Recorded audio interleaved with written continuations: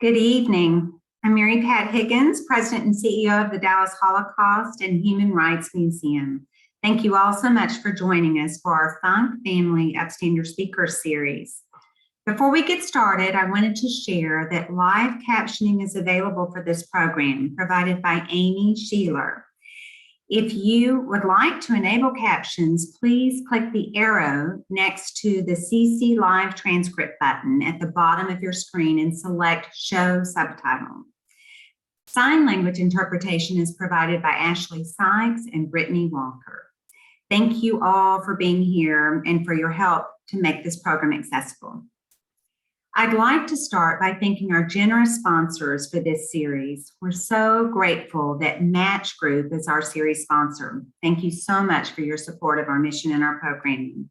I'd also like to extend our thanks to our community partners for tonight's program. Big Brothers, Big Sisters Lone Star, Hi Dallas, Congregation Tiferet Israel, Dallas Dinner Table, Girl Scouts of Northeast Texas, Girls Inc. of Metropolitan Dallas, Human Rights Campaign, Dallas-Fort Worth, Legacy Senior Communities, Southwest Jewish Congress, and Temple Shalom. Thank you all so much for your partnership and your support. I'd also like to give a warm welcome to our board members, museum members, and volunteers. Your support is so crucial to our mission. We would not be able to put on programs like this without you. The Funk Family Upstander Speaker Series is one of the many ways we fulfill our mission at the museum to teach the history of the Holocaust and advance human rights to combat prejudice, hatred, and indifference. In this series, we highlight individuals who stand up for the rights of others and their own rights and combat injustice. True upstanders who show us the capacity we all have to make a difference. And now I'm honored to introduce tonight's speaker. Judy Heumann is an internationally recognized advocate for the rights of people with disabilities. She's a true trailblazer and has served as the World Bank's first advisor on disability and development, and the first special advisor for international disability rights at the U.S. Department of State. Judy played a crucial role in implementing national legislation, including the Individuals with Disabilities Education Act, Section 504, and the Americans with Disabilities Act. And her memoir, Being Human, an unrepentant memoir of a disability rights activist, was released in 2020. We are especially excited to have Judy with us tonight, as she is a featured upstander in the disability rights section of our Pivot to America wing at the museum. If you haven't seen that, you need to come and check it out. We'll have time for questions at the end of tonight's program, so please use the Q&A button located at the bottom of your screen to type out and submit your questions, and we'll get to as many as we can. And now, it is my great pleasure to welcome Judy Heumann. Hi, Mary Pat. How are you, everybody? Nice to be with you all. Thank you so much for being with us, Judy. It's just a delight to be in conversation with you tonight. Thank you so much. So let me give a descriptor for my friends who are on this call, the Zoom call. I am a white, disabled, 74-year-old woman with brown hair that's got red highlights. I was in a film called Crip Camp, which was nominated Best Film in the documentary series at the Oscars last year. And when I was getting clothing and talking to someone about makeup and hair, this is also funny because I've never done this before. But anyway, this guy said, he's a hairdresser. He said, you've got to put highlights in your hair. So last May, I started putting highlights in my hair. So I have highlights in my hair that I put on probably every 12 weeks. I have red glasses. I'm wearing a black t-shirt, which has a colorful hummingbird sucking nectar from a flower, and the colors of the hummingbird are yellow and green and red and black. And the flower is a bright yellow, and the leaves correspond to the colors of the bird. And we are in my husband and my apartment in Washington, D.C., which kind of looks a lot like my parents were Jewish, and my parents were sent out of Germany during the Holocaust. We lost a lot of family in the Holocaust, and our house looks like many European homes where you come in and you have a lot of family pictures. We have family pictures all over the place. Plus, I hang postcards and pictures of my friends' children. So, and then we have a very colorful tablecloth. My husband's from Mexico, so our tablecloths, and we have a lot of Frida Kahlo hanging up on the wall in the dining room. Lovely. Judy, I love your description, and I apologize that I didn't do that myself. I'll be more brief, but I'm at my home, and there are blue walls behind me. I love color. I'm wearing a red jacket with a kind of color print shirt, and I have brown hair that might have a few highlights too. we all need highlights in our life, right? Yeah. Yeah. Also got on earrings, and I don't. Yeah. Yes, I have on silver earrings and silver jewelry. So it is just such an honor to be in conversation with you, and I'm so glad so many people are joining us tonight. So Judy, we have a short time with you, and I have so many questions, so I want to get started right away. And I'd love to know about your childhood growing up in Brooklyn. I mean, it sounds, even though you had, your illness, polio, when you were 18 months old, that you really had a pretty joyful childhood before it was time to go to school. Yeah, in the neighborhood. Is that right? Yeah. So I think my life was typical for many families. I was the first of 3 children, and I guess the correlation is somewhat like with COVID, except we knew more about polio, but polio affected people in many different ways. Someone had the virus and it didn't affect them at all. Some people had the virus and it affected them mildly. In some cases over the years, there were more implications for what had happened. And some people died from it. And then some people like myself, there are 3 different kinds of polio virus. I can't tell you what they are, but I had all 3 of them. And so my mother was pregnant with my brother. She was in her 8th month of pregnancy. I had polio in August and my brother was born in September. Oh my goodness. And so, there was a lot going on at that time. Of course, I don't remember any of it. But I think what was important, my father was in the Marines, and when he got out, he had met my mom, and I'd love to do a story on them, probably will never have time, but they met in Philadelphia. My mother lived in Chicago, my father lived in Brooklyn. They met in Philadelphia with his brother, through his brother and my mother's distant relative who lived on the same block in Philadelphia. And after they met, they communicated via letters, including my father proposing to my mother via a letter. Wow. Oh, wow.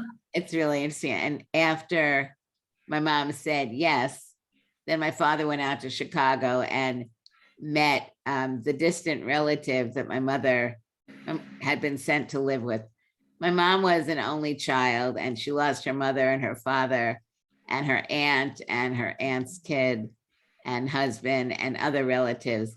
My father, there was a mixture of people who were able to get out, and then he lost his parents and a grandparent and other relatives. So, and then they were from Germany, Judy? They were from Germany. Mm-hmm. And I'm sorry to interrupt you. Do you remember when they both were able to escape and immigrate? My father got out in 34. My mother got out in 35. Okay. My uncles got out in 36 and 38. Mm-hmm. And yeah, it was obviously a terrible time. But my family, like other families, really made a decision to move forward. And Right. so I think when I had polio, my parents had lived in the neighborhood for about 15 months. And Okay. so, there were other families. It was a middle class neighborhood, lots of, teachers, firefighters, working class people. And the good news was because there were no apartment buildings where we lived. It was all on our block. It was all small homes. Okay. And so the neighbors knew each other. And after my mother had my brother, they also were helping my mom and dad with my brother when they would go to the hospital, because I was in the hospital on and off for about a year, I think. And, Oh, wow. but the bottom line is, I think I've been very fortunate that my parents really became advocates very early on. They knew nothing about disability. And at that point, there was no disability rights organizations. My Mhm.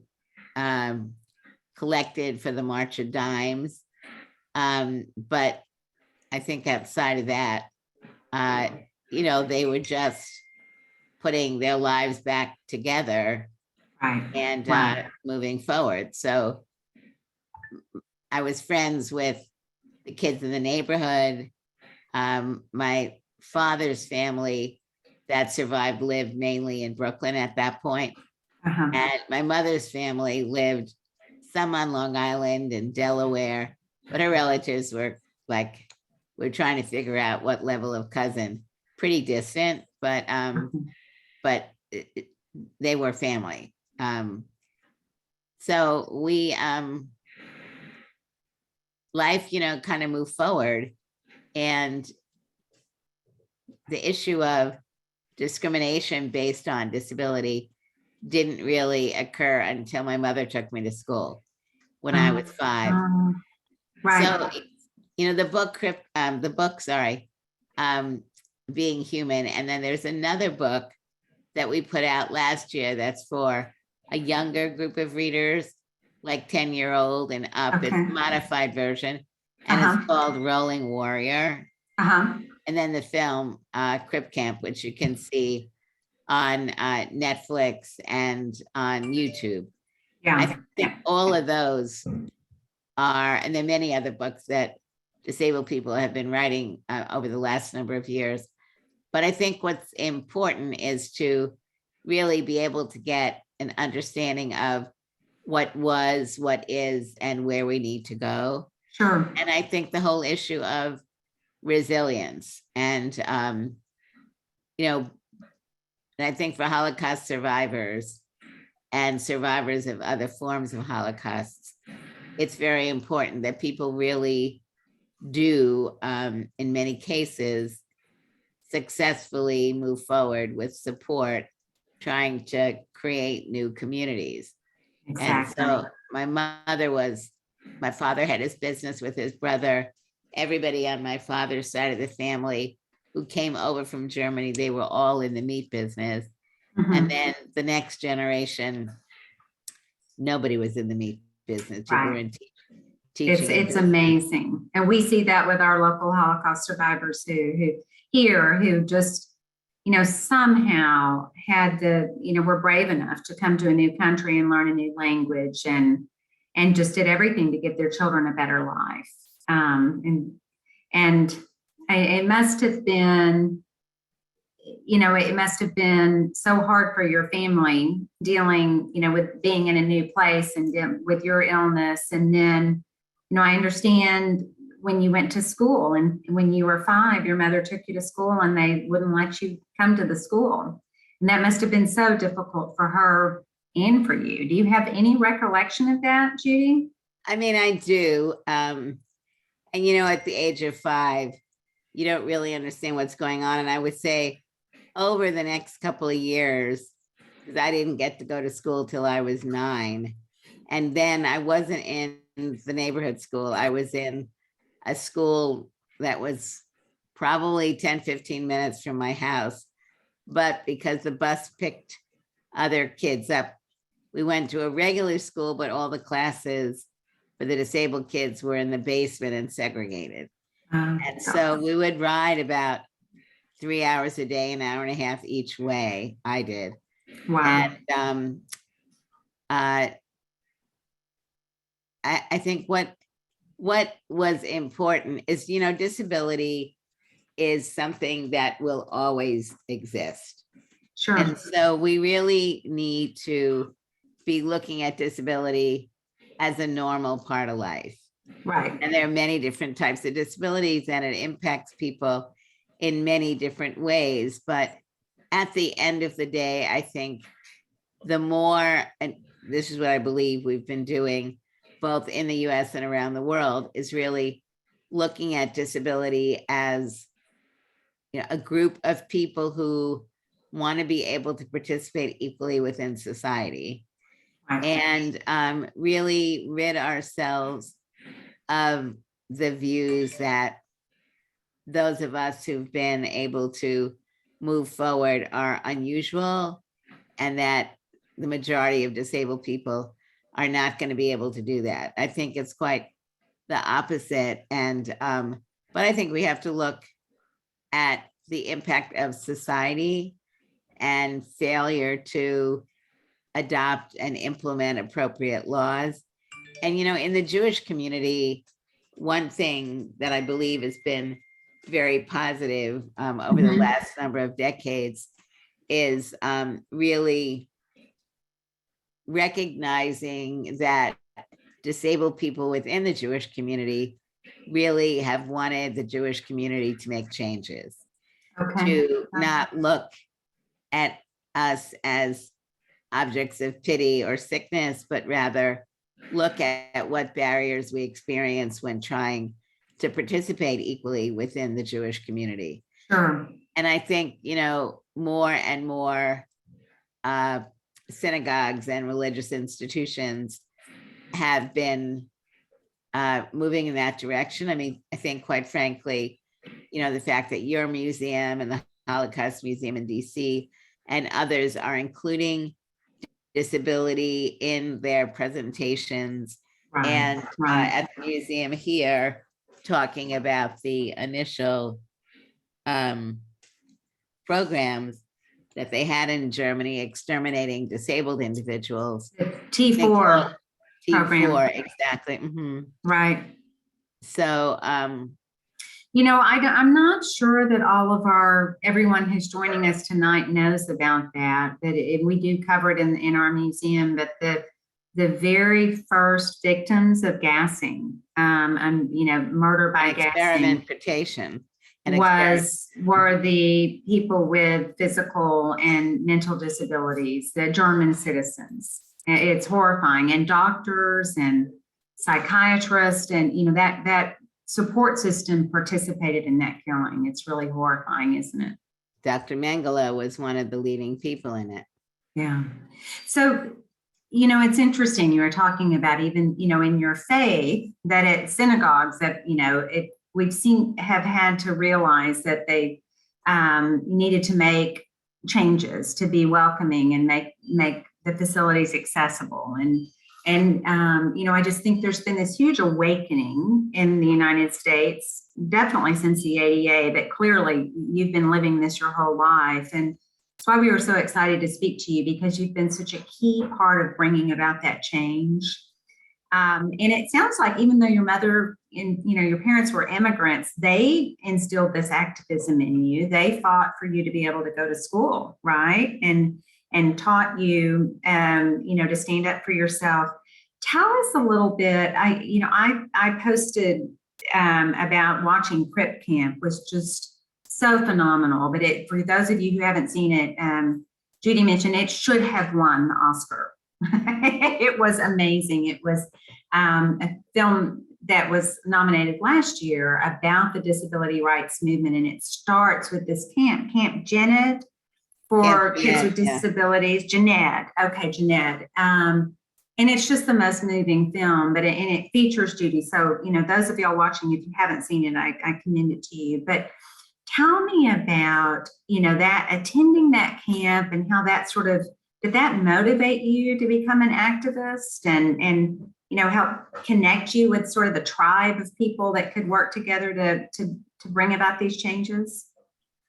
I would say yes, definitely.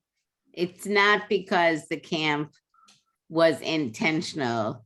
It wasn't like a camp on leadership. Uh-huh. It was a camp. And it was a camp for disabled kids. At that time, kids with physical disabilities were not going to the Jewish camps. I think it was a combination of accessibility, but I think also this issue of separate, can't come together, can't do things together, as opposed to looking at what can be done together. How do we make modifications?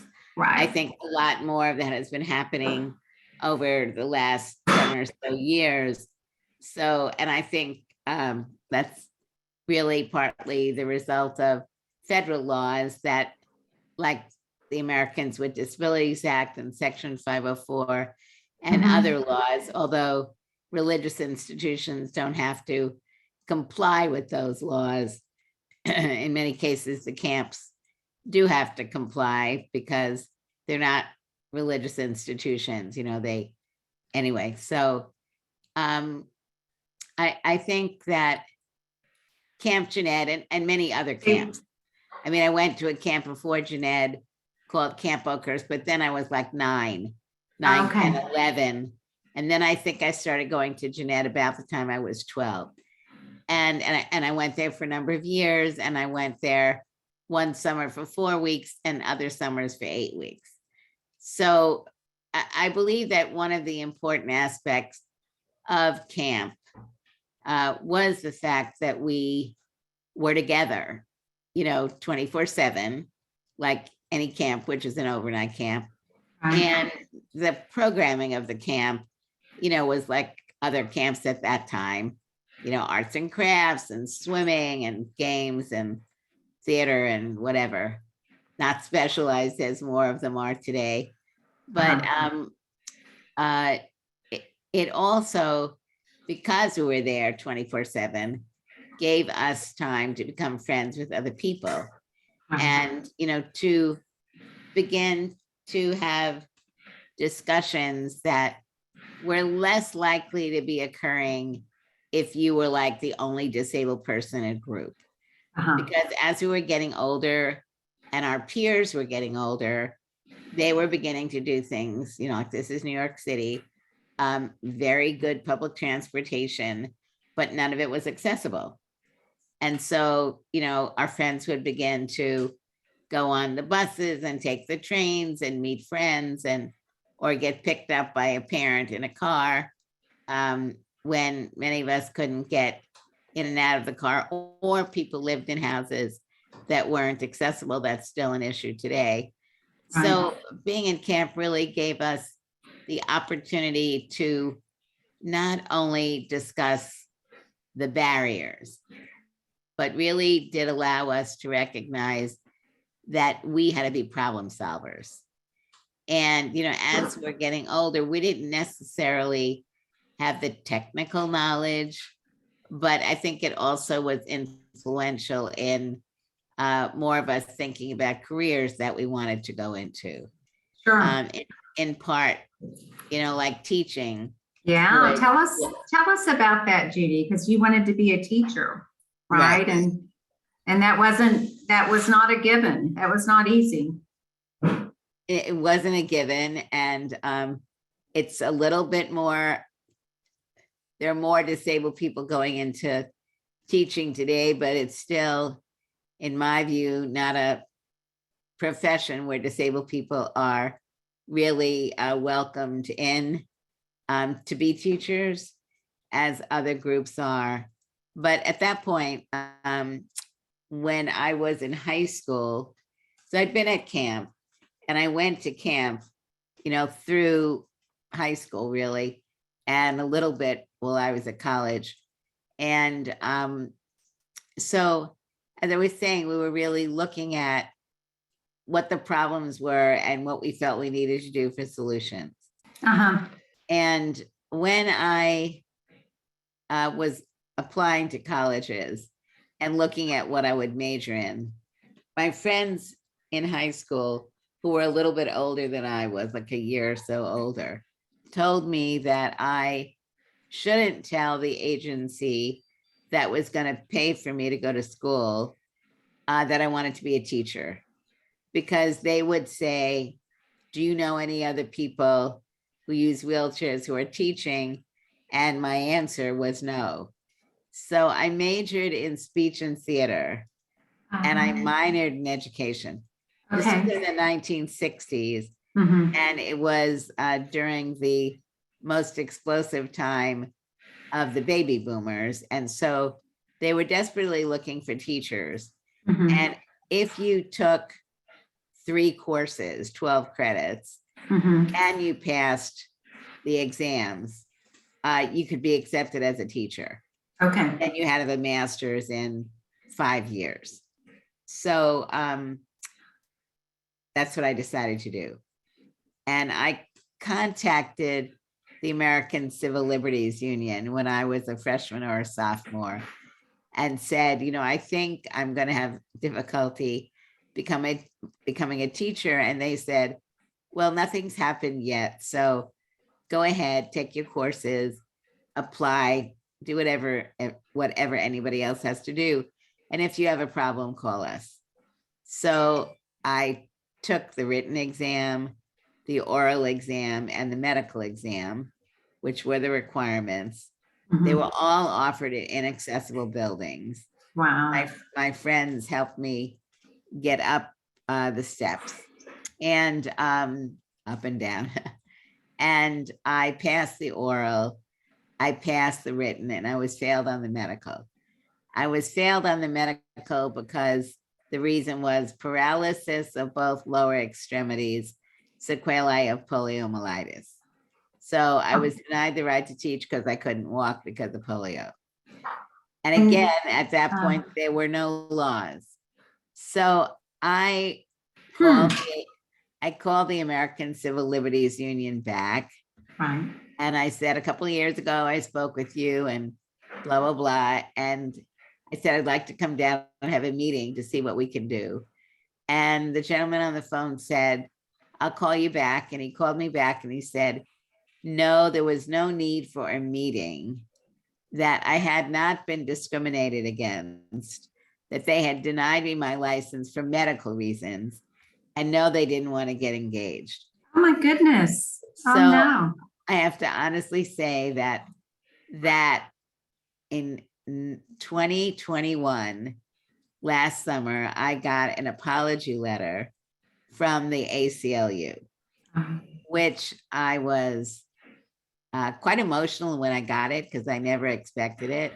Yeah. And I really never understood, because I spoke about it all the time when I would give presentations and talk about this.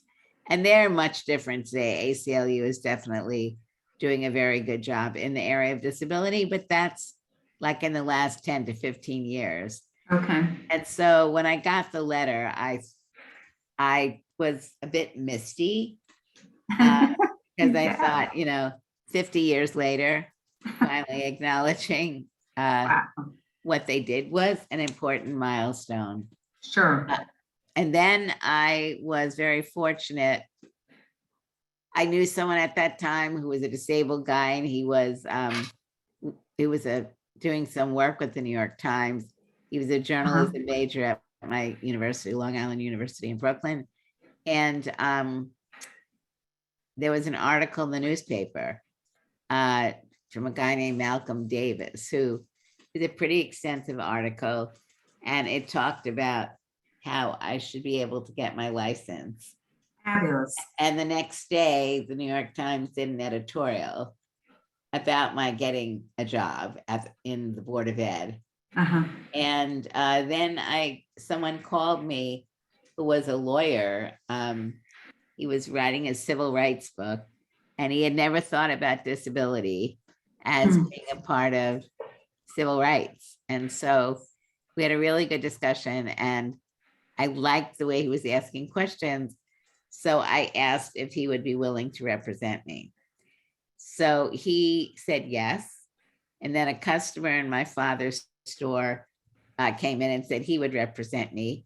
So Roy Lucas and one of his staff, Rick, and I can't remember Rick's last name, represented me. And the judge we had was Constance Baker Motley. So now a Judge Ketanji Brown, right? Jackson, right? Jackson, yes. Yeah, she has the same birthday as Judge Constance Baker Motley. So we were very lucky we had her as our judge. And she basically told the Board of Ed to give me another medical exam. And if they didn't, and the implication was if they didn't change what they had done, that she would keep the case and move it forward. So we never got a ruling because the Board of Ed did give me another medical exam, and they did, like, in 5 minutes. The other doctor who did the interview basically apologized and gave me medical approval. So I got my license. It took a while for me to get a job, but I taught for 3 years elementary school. And I think it was a really pivotal time in my life. On the issue of when did I begin to become an advocate, I would say it's something that really started when I was young. But it wasn't anything that when I was like, below 10 years old, word advocacy wasn't something. But I think as I was getting older, and remember in the 60s, we saw television really, you're not old enough to know this, but television really started coming in the 1950s. And in the 1960s, really, everybody had a television. And as the civil rights movement was moving forward, of course, we were learning about it in the 50s. But when I was in high school, it was something that I was beginning to pay more attention to because I was looking at the news more. We had a lot of newspapers in the house and magazines. And so that was beginning to influence me and my friends, that we were really recognizing that what was very important was the fact that people from other communities, and we look at the civil rights movement, I remember very much, looking at the role the Jewish community played in the civil rights movement. And, that was, very important to me. We were not Orthodox Jews. My parents really were. We went to an Orthodox synagogue because the synagogue that we went to was in the neighborhood with a lot of they were family members and family members' friends. And it was, like a real German Jewish community. And we went to that synagogue because that's where my father's family went. And the women sat in the back and the men sat in the front. But then when we went to study, we went to a conservative synagogue. And, but it was meaningful to you that you saw Jewish leaders participating in the civil rights movement. Right. And in the Freedom Riders. Sure. That was all very important. And I felt really proud about that. And I think also really over the years, that was really helping as the disability movement was really being born. To look at the fact that, we didn't, as disabled people, have to take the low expectations and outright discrimination that was going on against disabled people. So you were inspired by the civil rights movement, and you had your own movement to lead. Is that what sort of drew you to form Disabilities in Action? The So Disabled in Action, one other Disabled little, in Action, I'm sorry. no, don't worry about it. So I think another in that period of time, so I had mentioned that my father had been a Marine and he retired from the Marines, but so we knew a little bit more about veterans groups. Uh-huh. My father belonged to a veterans group, but Okay. there were also groups like in New York City, the Eastern Paralyzed Veterans Association, which was part of the Paralyzed Veterans Association, which was a federally chartered organization from the Congress after World War II. Groups like the Disabled American Vets, the Blinded Vets, all those veterans groups. At that point, there were a bunch of them that were created by legislation and get money from the federal government, some money from the federal government. And in New York City, they were very active, like in many other states, on issues, right, like accessibility. Okay. Street accessibility, transit accessibility, building accessibility. And so I had met some, and my friends, we'd met some of the disabled vets, and that was all going on at the same time. We were beginning to go to universities. Many of the universities at that point did not have disability services offices. People were experiencing all forms of discrimination on college campuses, which to today still happens, although then there were no laws in place. So now laws in place really have helped remedy a decent amount of the problems, but there still are problems. But, so there were all these different things that were happening, and disabled people from around the country who were locally forming groups. Disabled in Action came about after my lawsuit. I had been getting a lot of letters from people and phone calls, people stopping me on the street because there was a lot of publicity in the newspapers and television and radio about the case. And we meaning me and my friends, had decided that we didn't want to make this a case about Judy and discrimination in education, employment. We wanted to make it a bigger issue to really be able to talk about problems of job discrimination, housing discrimination, transportation discrimination, people living in institutions and sheltered workshops. So we took all the letters that I'd gotten and phone numbers of people that had called, and and names of other people, friends and others. And we sent this letter out to, I don't know how many people, but 80 people showed up for a meeting at Long Island University, which was a big deal at that time. Sure. As remember, there wasn't accessibility. And so people had to get there in many different ways. And that's when we started this group called Disabled in Action, which still exists in New York and a few other cities. So it really was a coming together, mainly of younger disabled people who really, we were not very experienced in political organizing, but we were committed. And I think Camp Jeanette and other summer camps where disabled people had been able to come together and talk, and as I've been saying, really looked at other movements and what those other movements were doing. Sure. And agendas, which we're talking about. And you took inspiration from them, right?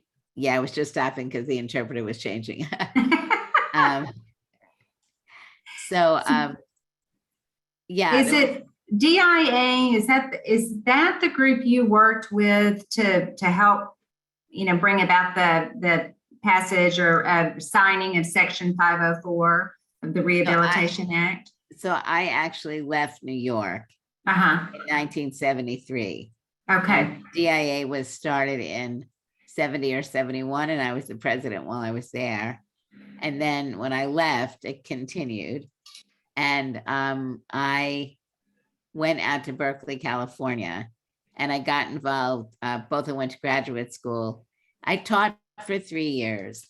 I needed a master's degree in order to keep teaching after my 5th year. I Okay. had tried to go to graduate school while I was teaching and chairing DIA, and the lack of accessibility made it impossible for me to go to graduate school. So I decided I would teach for 3 years, go to graduate school for 2 years. And at that point, I was thinking about going back to teaching, which never did occur, because I got involved really in advocacy in a much more rigorous way.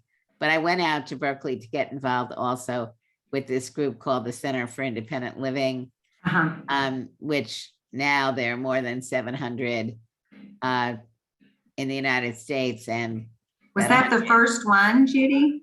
yeah, that was the first one. Wow. So I was like in the beginning, the organization was small and just developing when I got out there. So I was there, and then I got on the board when I was in graduate school. I came and I worked in Washington, DC for a senator from New Jersey. And then for a year and a half, then I went back to Berkeley. And when I was in Washington, DC in 1975, there was a group that was formed called the American Coalition of Citizens with Disabilities. Okay. And it was a cross-disability group. Lex Frieden from Houston, Texas, was one of the people on the board. And it was ACCD that organized the demonstrations in 1977. And in Crip Camp, you see a lot about demonstrations in San Francisco. Right. And it was the Berkeley Center for Independent Living. I was on the board of ACCD, and we organized in the Bay Area. And it was those organizations that went into the federal building for the longest demonstration inside a federal building in history. To this day, right. This day. And I mean, obviously security and everything was very different. And it was, you know, it was a very important period of time, because I mean, basically between 1973, when the Rehabilitation Act was passed, and Section 504, which is a provision of law that says you may not discriminate against one based on disability if you are getting money from the federal government. It is a similar, it was basically a parallel portion of the Civil Rights Act of 1964, but the Civil Rights Act of 1964 did not include disability. Okay. So and the issue was, this was passed, but then the secretary didn't sign it, right? Or is that the issue? The issue was, for those of you who know the way legislation is not, if not, I'll give you a little lesson. So when a law is passed, basically it's very common that regulations come out. Those regulations are basically explaining what the law is. How to enforce it. Yeah. What it is, who it covers, what remedies you need, whatever. Yeah. It took a good number of years after 504 was signed into law as a part of the Rehab Act of 73 to take this 42-word piece of legislation and make it operational. Okay. And so there were meetings across the country. There was a working group from Health, Education, and Welfare, Civil Rights Division, working on these regulations. And then there was a draft put out for comment. People commented, the agency reviewed the comments. They were ready to be signed, but the Republican administration at that point was now led by President Ford, and he refused to sign them. Mhm. And so you had the election in 1976, and there were many in the disability community that were supporting Jimmy Carter, and with the condition that he had said that he would have those regulations signed. And Okay. basically what happened was there was deep concern from ACCD that the secretary had put together a working group that was reviewing the regulations. And we were hearing that they were looking at making some major changes that would have really violated the agreements that we had made. Okay. That's why there were the demonstrations. Okay. It was really to raise our voices as a cross-disability movement, and ultimately resulted in the regulations. Our demand was sign the regulations as they were Yes. when the president came into office, and they did. So I Awesome. would say that it was a national movement, and in the Bay Area, we had by far the strongest demonstration. And there were a lot of reasons for that. That's what I read, that were there, hundreds, maybe 700 demonstrations across the country, or No, there weren't 700, but no. I think they were like in 12 cities. Oh, just 9 or 12. Okay. I don't know why I read. Okay. Well, because we had demonstrations like almost every day outside of the federal building. So there were hundreds and hundreds and hundreds of disabled people and non-disabled allies, Right. who were supporting. There were about 150 disabled people who stayed in the building. And it was a very dramatic, powerful set of activities. And so, Judy, that really gave impetus to this movement to have legislation passed that would really put a law in place, that the Americans with Disabilities Act, that would address these issues more broadly. Is that? Well, I think that's simplistic. I mean, basically, 504 only covered the federal money.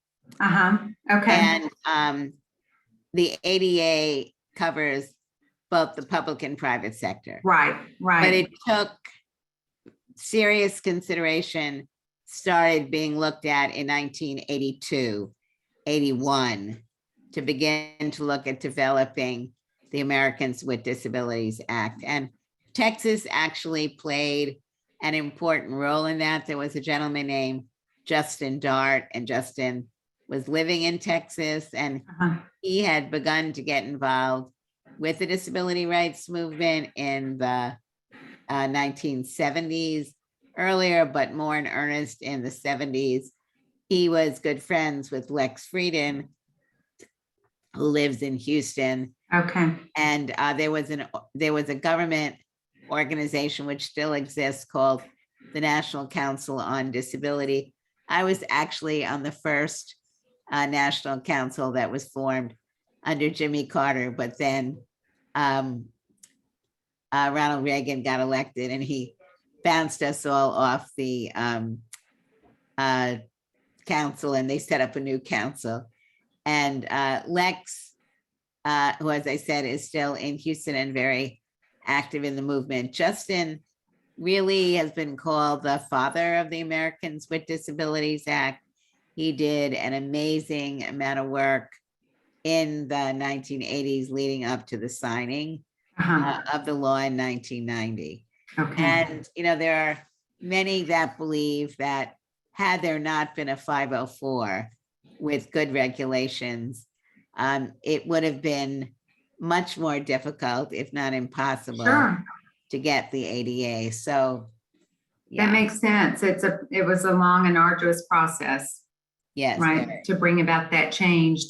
Tell me, some 30 years after the passage of the ADA, we still have work to do, right? A lot has changed, but there's still buildings that haven't been renovated, because as long as you're not renovating anything else, you don't have to bring it up to code. And there's a lot to do. Yeah, and I think ADA is much more than the physical environment. Correct. It also includes Work job discrimination, right. and basically city government, county government, state governments, transportation. And so we've been seeing some important changes, I would say, in the physical environment, some of the most changes. We still have issues in the area of technology, more work being done to ensure that technology is in fact accessible, and lots of work going on in that area, litigation, as well as work to ensure that tools that are being created are accessible. I think, disability is still an issue where people are learning more. And getting back to what I was saying earlier, if you don't believe that disabled people, well, if you don't even clearly understand who are people with disabilities, because, as people get older and their vision is changing and their hearing is changing and their physical bodies may be becoming weaker, and there may be memory issues. And that's certainly true for middle-aged people and younger people, people who acquire their disabilities when they're younger and then across the lifespan. The technological changes that are now in some cases being built into, like Microsoft, so that accessibility features are there, or into our iPhones, where they only put software on their iPhones that are accessible for blind and low vision people.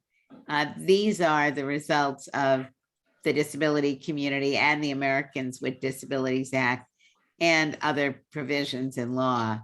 But I think fundamentally, the reason why I talk about the impact of disability and disability being seen as something which is normal is because everybody at some point in their life is going to have a temporary or permanent disability. They certainly will know people who have temporary or personal disabilities, or temporary or permanent disabilities. Things like housing, we're still not doing what needs to be done. I think we really need to start asking ourselves, what is the beauty of having houses with all these with all these steps? What happens when you're getting older? Do you want to age in place? How are you going to do that if you don't have a bathroom and a bedroom, at least on the first floor, if you can't climb up your stairs anymore? And there wasn't an elevator built in, which makes the house more, expensive, etc. I think we really, really need to continue to work with disability rights organizations in Dallas, in Texas, nationally and internationally, and really assist everyone in recognizing that disability isn't the tragedy. The tragedy is our unwillingness to really proactively look at what we need, including, affordable health care, including personal assistance services, money to be able to stay in your home if you need modifications to your home. Your bathroom isn't accessible. You need to make the doorway wider. You need to take a bathtub out, put in a roll-in shower. You need sign language interpreters. You need whatever your particular disability is. We know as a result of COVID that more than 900,000 people have died. We know that at least 250,000 of those people are people who are living in nursing homes and other congregate living programs. We know that these segregated environments are dangerous for people who have disabilities of all ages. And so I think we need, as communities, to get much more invested in, like, city planning. What are the rules in our city, our county, our state about housing, about new construction, and other things?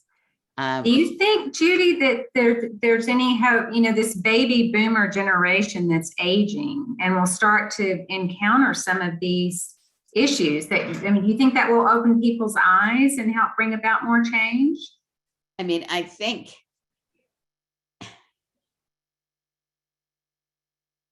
there are changes that are happening Uh-huh. because of the baby boomers. Yeah. You know, there are these local organizations that are being created to get volunteers to help people who are living in their homes, you know, Right. get driven to get, you know, their groceries, help them with mail, go to a doctor, whatever it may be. But in many ways, you know, my generation as a generation was not actively involved in looking at their futures. Right. You know, so for example, well, like, where do you live? Do you have steps where you live? I have one bedroom upstairs, but my bedroom's on the main level. Okay, But there's a step on my doorstep. Yes. right. Which you Yeah. could ramp. I could ramp. So you have a bathroom on the first floor. Mhm. How wide is the door? It's not wide enough. And I had foot surgery last year and had to hop, you know, onto the little stool. I know exactly, you know, I experienced it for 6 weeks. It's So, you know, the question is, if people were thinking about this right. in your generation and the generation below, they would be telling the architects and the planners, Yes. Right. we want doorways that are big enough. We want blah, blah, blah. I don't necessarily need it today, but I need to be thinking about it for tomorrow and for today. You know, what if my mother now is using a wheelchair or walker or whatever it may be, and she needs, or my my father or my grandfather or my neighbor or my kids or whoever it may be. We don't think about this enough. No. We don't think about, and then now we've got, you know, in many countries, if you need to make modifications on your home, you can get assistance from government to do that. No, so what we are coming to the point that I have to ask for questions from the audience in a minute, but and I have one final question. I have two. Or do you see other countries that are really ahead of the game, that are farther along than the U.S. that we could learn from, that we should, you know, all It look depends on the study? subject. Okay. Depends on the subject. So Okay. for me, I would say in healthcare, we are not a model. Right. I would Yeah. say in healthcare, we want to look to Canada and England, Scandinavia, Germany, you know, Australia, Japan, all of these countries where there is no such thing as an uninsured person.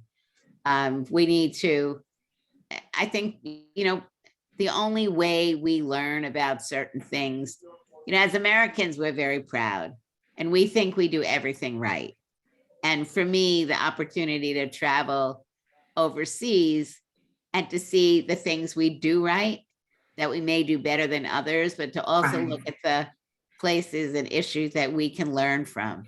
Sure. So I would say, you know, I'm sure many of the people on this Zoom tonight have been overseas, but I'd like to be able to know how many of them really, when they went overseas, looked at healthcare systems, you know, said, okay, this is my experience in the United States. If you have this, what's your experience? Right. And I think Right. most people don't do that. But I would say on things like our disability laws, as a rule, they are stronger than anywhere.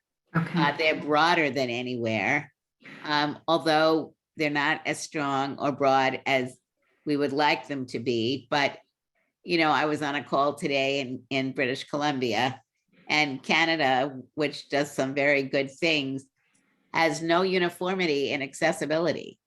So, you know, in the United States, I know that in every place I go where there is public transportation, that public transportation will be accessible. Well, you know what, we owe that in large part to you and to your, Well, to so many people. to you and all of the people that you work Yes. with. Exactly. It takes a group of people that you've been an inspirational leader.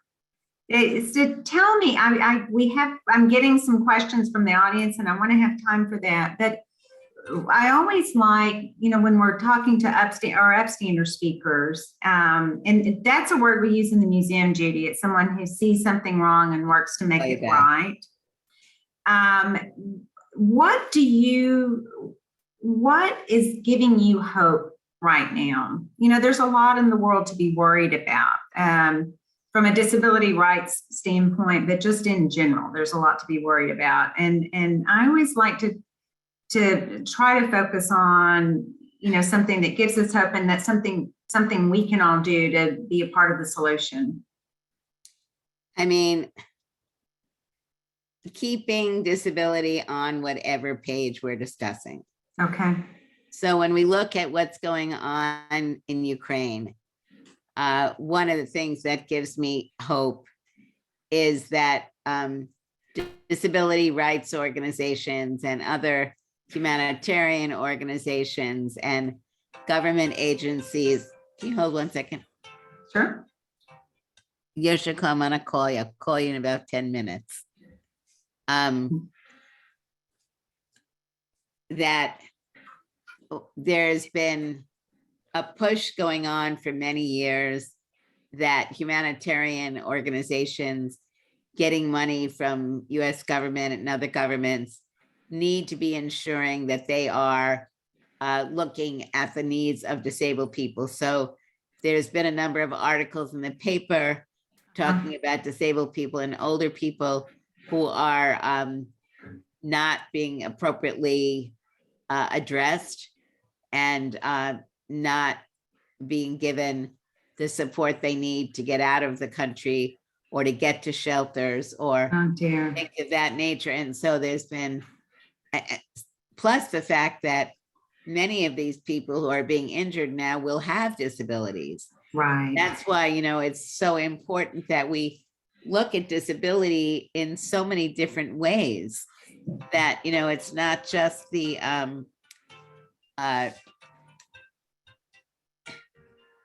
we look at people who have disabilities like spinal cord injuries or MS or Parkinson's or deafness or blindness or intellectual disabilities, mental health disabilities.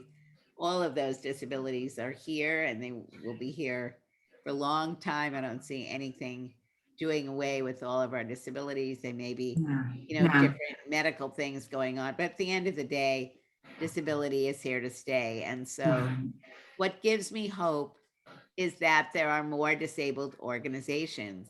There are more people who have disabilities who are recognizing the importance of identifying as having a disability, of becoming politically involved, of pushing candidates to really find out what their position is on disability. And the movement is growing. There are organizations like the American Association of People with Disabilities in DC that is doing a lot of really good work on issues like voting rights in a nonpartisan way, helping to ensure that disabled people learn about the importance of voting, learn about the rules in their state, working to ensure that, laws which are being passed in many states to restrict one's ability to vote, which I think as Jews is something, one thing that I definitely remember growing up in Brooklyn was my family's belief in democracy and my family's, and value, right? And cherishing it, right? Exactly. And remembering what happened in Germany and how the Holocaust came about. So voting has always been something that was really important. What gives me hope is really that more people are learning about this issue, as I've been saying, are identifying with this issue, and are beginning to have more discussions like this one tonight, and like what you were saying is included in your museum. I think those are all important steps. And most importantly, the question that you asked, about my generation. I think my generation is realizing in some way that we didn't do enough.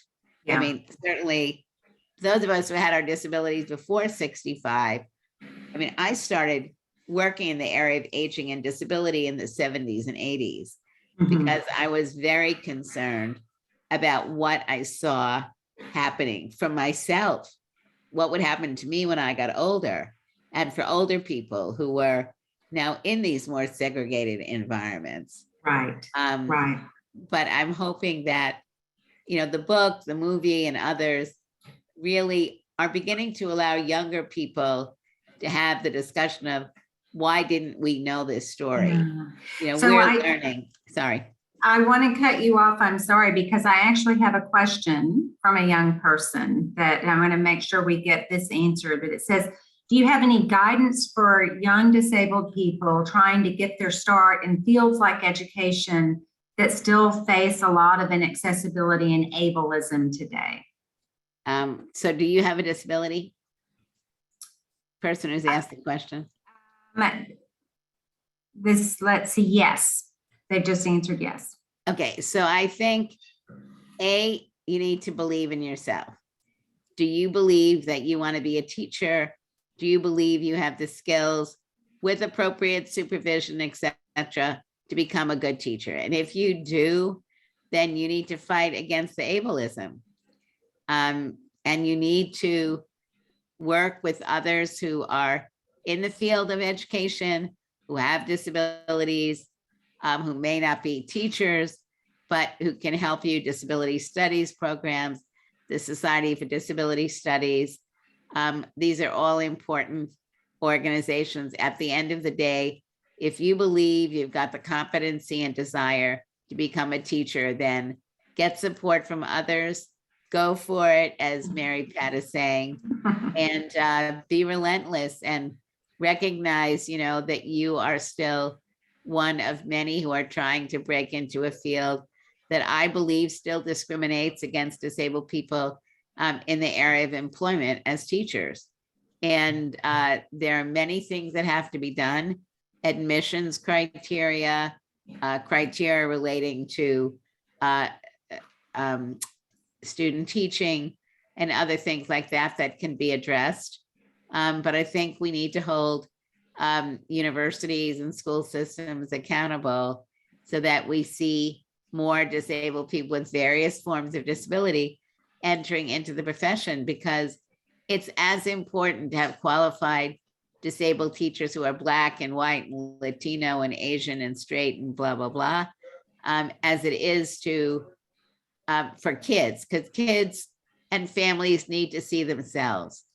And while all disabilities are not visible, we need to be talking about things like learning disabilities, depression, anxiety, bipolar, you know, diabetes, lupus, all these different disabilities, some of which are not visible, but people are able to be well qualified, trained, and work in all kinds of professions.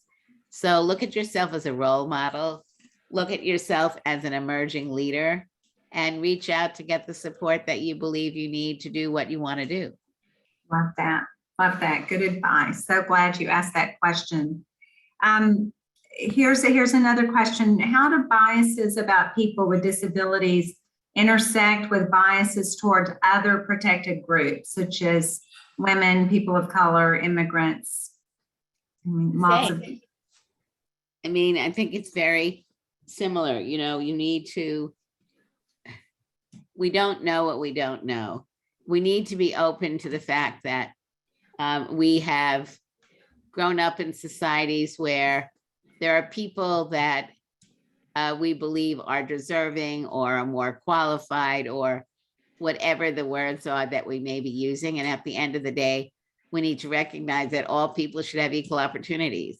And we need to look at, what does that mean? If people historically have not been given equal opportunity, what is it that we need to be doing in order to pursue that?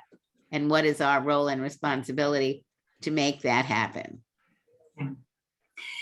So you have been a barrier breaker in so many ways. This question is about, all of the different roles you've played for the State Department, for the World Bank, Department of Education. What does it feel like to be such a trailblazer in this areas? And what advice would you give people that aspire to really make a difference? I don't do any of this alone. I think, for me, we have many trailblazers. We support each other. We do different things, but ultimately we are trying to collaborate as a whole to make changes. For me, it's working with as many groups as possible, not just in the disability community, and to try to really break down those barriers where appropriate, effective discussions need to be happening and action needs to be occurring. We need to look at the fact that disability in many ways is linked to poverty. If we look at, people dying from COVID who had diabetes and hypertension and obesity, in many ways, they didn't get the health care they needed. And these things were out of control and put them at greater risk when they contracted another disease like COVID. We really need to listen and talk to other people. We need to look at, what our common areas are. At the synagogue that I go to called Addis Israel, which is a large conservative shul here in DC, we've had a task force on disability now for 10 or 12 years, and it's just merged with the Social Action Committee. And we merged with the Social Action Committee because many of us believed, and the Social Action Committee ultimately agreed, that you can't deal with issues like homelessness and not look at the issue of disability. You can't look at issues around violence against people, girls and women, and not recognize that the data shows that disabled girls and women are more likely to experience sexual assault. And you can't ignore the fact that people who experience sexual assault are more likely to now have new disabilities, and maybe additional disabilities, but new disabilities. Right. And gun violence and all these things. You can't, we need to be moving away from only looking at disability as an access issue, which of course it is, because if people can't enter, if they can't participate, they can't contribute. But it goes way beyond that. Sure, it's holistic and intersects with every part of our lives. And really needs people. I mean, I'm sure when you had your foot surgery, you didn't realize things that you realized only after it happened. Empathy, right? And but it needs to move beyond empathy. You're right. You're right. And lived experience needs to be now something that you talk about. Sure. I had a temporary disability, and I learned that I couldn't do this, not because I couldn't. The bathroom door was narrow. I couldn't go here. There wasn't a curb. Yes, all of those things. Exactly. So I think make these things real. Gosh, I had personally so many questions, and there are more coming in, but we are almost out of time. I wanted, let's see which question. It's 9:50 here. I know. Here's a good one, Judy. But so what can non-disabled people do to be allies and make a difference in our community? So I think Zoom is great, but this is where if I was in person, I would call on everyone to give me the answer to this question. Yeah. Because I think we've been discussing it. Yeah, we have. I think you need to look at, what do you do in your day-to-day life? I think you have to start with, what are your personal views about disabled people? What do you know? What do you don't know? What changes do you need to be making in your own life? What do you need to be doing as far as meeting other disabled people and listening and learning, reading literature, looking at disability studies curricula? If you're working, what is your company doing to truly recruit disabled people into positions on boards of directors,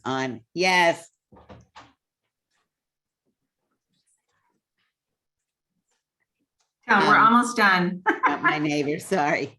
That's okay. So I think, they're really,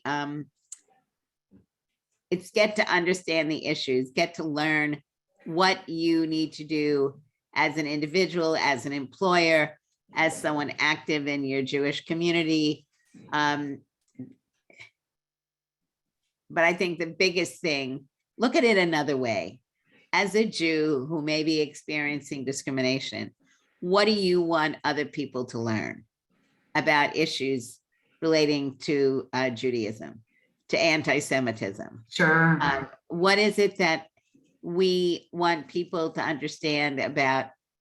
I was on a call today with, I did 2 different calls today already, but one of the calls that I did was a leadership program. Mhm. And we went around the room and everybody explained, their relationship to disability and whether they'd seen Crip Camp and what they learned from it. And one of the women said that when she was 10 years old, she had a heart murmur and she would have to go to the doctor. And she would never tell people that she had a heart murmur. She said she was going to the dentist, she was going here, there, because she didn't want people to know that she had a heart murmur. And why? Because she felt people would treat her differently. Right. Her father needed oxygen and the father wouldn't use it in public because he, so what she said was very important because it made you realize, which something I wasn't realizing for the first time, but I think it was good for the whole group, that many people hide what they have. Jews hide that we're Jewish. We're afraid in certain communities. We're not going to speak up and say we're Jewish if we feel like we're in a community where there may be a negative effect if someone knows we're Jewish. There are a lot of parallels. And so being able to speak up and be proud of who you are. For me, I define myself as a disabled Jewish woman, a woman who's Jewish and disabled. Mix those 3 up. Yeah. Those are 3 very important parts to me. And I want to be able to go into a room with Jews or non-Jews, women, disabled, non-disabled people, and not feel like an object. I want people to see me and other disabled people with visible or invisible disabilities and acknowledge what more needs to be done. I think listening and learning, which is a very strong Jewish tradition, is something that we need to be doing. So we're not just thinking we put a ramp in or something like that and we've done what we need to do. It's really to deeply listen to and learn from, not be defensive, and really do things that remove barriers to allow us in, to allow children in, adults in, people with autism, whatever their disabilities may be, and respect that each individual life is valuable and that we all can learn from each other. Words to live by, right? For all sorts of things that our society is facing today, right? We need to do that in so many different ways. Yep. And Judy, you're an inspiration. I hope that everyone watching tonight, if you haven't seen Crip Camp, will watch it and read Being Human and get Rolling Warrior for your younger kids. That's right. Yeah, we need to get that for our bookstore too. Yes. So I'm glad to know about that. But it's just, I want to thank you so much for making time, for being with us tonight, and for being who you are. In your lifetime, you have brought about tremendous change, and with so many other people. And with so many other people that you've been an important part of it, right? The world needs leaders, and you've been a leader. So thank you. Thank you. And all of you joining us tonight, thanks so much for being a part of this. Spread the word. Let's, start to make a difference. Start to read curriculum and speak out and be the advocates. Disability in curricula. Yes. Kids are asking the question, why are we not learning about the disability rights movement in school? Those are all questions. So look at the role you're playing. That's really who are you? What is important to you? Do you have a hidden disability that you don't speak about? Do you know people with visible disabilities? Do you know what it is they're trying to do? How are you working on that? There are so many simple things. And I really think if we look at being Jewish and anti-Semitism and other things, we've got a blueprint of what to do right away. We just have to do it. That's right. Hear, hear. Well, Thank thank you. you. Thank you so much, and keep up the good work. And we hope to hear about an exciting new adventure that you're doing next. And I hope you'll come visit us in Dallas sometime soon. The book is being turned into a movie. Oh, do we know who's playing you? Ali Stroker, a woman, who is the first wheelchair user actor to perform on Broadway. And the writer, director is Sean Heder. And if you've seen Coda, Child of a Deaf Adult, she is the woman who wrote Coda. Oh my goodness. Well, that is so exciting. We'll have fun with that. I can't imagine that she'll do you justice, but I can't wait to see it. We're also doing a children's book for kids 4 to 8 that'll come out next year. You're very busy. I have a lot of friends. Thank you all so much. That's the good work, Judy. Good night, everyone. Thanks for being with us.